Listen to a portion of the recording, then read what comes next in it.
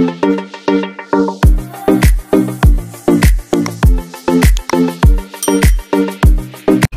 guys! Good morning po sa ating lahat. Welcome back to my channel.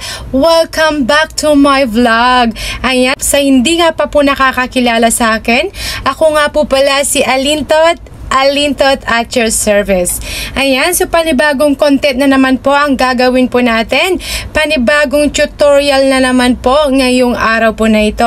May i-share po ako sa inyo kung paano po pataasin ang ating pong engagement sa ating pong Facebook. Ayan, bibigyan ko po kayo ng tips and strategies po para tumaas po ang ating pong engagement. Kasi ito po mismo yung bumabuhay po sa atin pong Facebook account. Na kung magkaroon po tayo ng mataas po na engagement, so posible nga po na magkaroon po tayo ng mas marami pong viewers, mas marami pong followers, and at the same time po, no, mas malaki at mas mataas po na ad revenue. Ayan, so guys po, so bibigyan ko po kayo ng 6 po na tips para po tumaas po ang atin pong engagement. Ayan, so number 1 nga po, yung high quality content or engaging content. Pag nagpo-post nga po tayo ng high quality or engaging content po, mas marami nga po tayong makukuha po na viewers or mas mabilis nga po humatak po ng viewers po ng atin pong mga posts. Nang sa ganun po guys, mas marami po ang videos, mas mataas po ang engagement na makukuha natin. Sabi nga po nila na quality versus quantity. Ayan, so siguro guys, alam niyo na po kung ano po yung ibig sabihin po nun. So, yung pangalawa nga po guys, na tips po para po tumaas po ang ating pong engagement. Ayan, so use trending topics or use hashtag. Eto nga po, mag-post nga tayo ng video na kung saan, kung ano po yung trending. Ayan, kung ano po yung mga nauuso. Ayan, like for example guys, yung mga like po yung mga funny contents po na nauuso ngayon. Ayan, yung mga tutorial content, kung ano po yung mga searchable po. Yun po dapat yung i-post po natin. At napaka-importante nga po ng paglagay ng mga trending hashtag.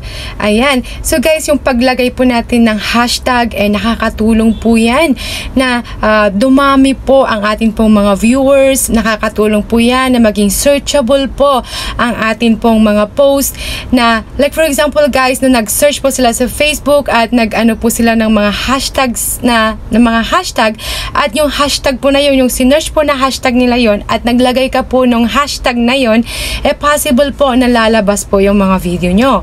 Ayan, so mas mataas po yung chance po natin na magkaroon po tayo ng viewer. Of course po, more viewers, ayan, so more engagement. Yung pangatlong tip nga po guys, music and sound effects.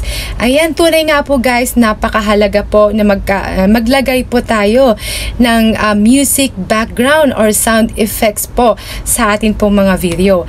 Pero guys, aware lang po dapat tayo sa paglagay po ng mga sound effects or music background, at baka nga po tayo magkaroon po ng copyrighted issue violations. Ayan, lalong-lalo po guys, kung ang nilalagay nyo po ng mga music background yung mga sikat po na kanta, automatic po talaga yan na magkakaroon nga po tayo ng violations. Ayan, so o di kaya po guys, may magno-notify po sa atin na yung video po na yon, na yung pinost nyo po na yon na may music background or yung sound effects po yan, sasabihan nga po tayo ni Facebook na kung pwede yung pinost po natin na video po na iyon is i-mute po or totally po na i-remove na nga po natin, i-delete na po natin yung video na yon. Kaya I suggest po guys na kung gusto po natin na maglagay po ng music background po sa ating pong mga video, guys, punta po kayo sa Meta Business Suite.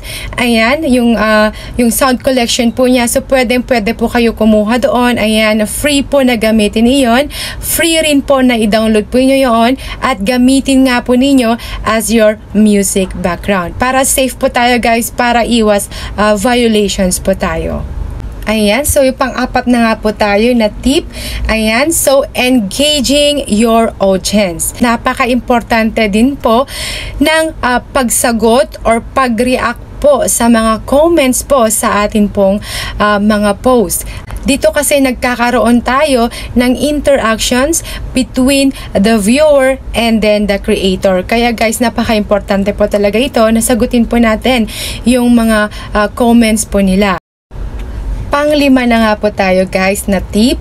Ayan, so cross-post on other platform. Kung meron nga po tayo guys na other social media like TikTok, Facebook, YouTube, ayan, pwede po natin iyon i-cross-post po. Yan, yung mga nabanggit ko po na yan, yung other social media po na yan. Or di kaya po guys, yung link po niya, ayan, pwede nyo po siyang i-cross-post into other platform. Ayan, kasi guys, no, mas malaki po yung chance po natin na magkaroon po tayo ng viewers. Mas marami po na audience. Panghuli na nga po tayo guys na tip. So ano nga po ba ito? Ayan, so consistent posting. Ayan guys, ito nga po guys yung pang-6. Ito po yung panghuli na tip, consistent posting. Napaka-importante po talaga guys na pag-post po natin is consistent, continuously ang pag-post po natin. Kung gusto po natin magkaroon po ng mas maraming viewers, kung gusto po natin mas marami pong followers, ayan, mas maraming audience, mas mataas po na engagement, ayan po, dapat po consistent po tayo sa pagpo-post. Na kung maaari guys, wag po natin kaligtaan na wag mag-post po kahit isang araw lang po. Be consistent lang po tayo sa atin pong ginagawa. Ayan, so magpatuloy lang po tayo, laban lang, fighting. Ayan, so yun lamang po guys, yung tangi ko pong ma-share po sa inyo.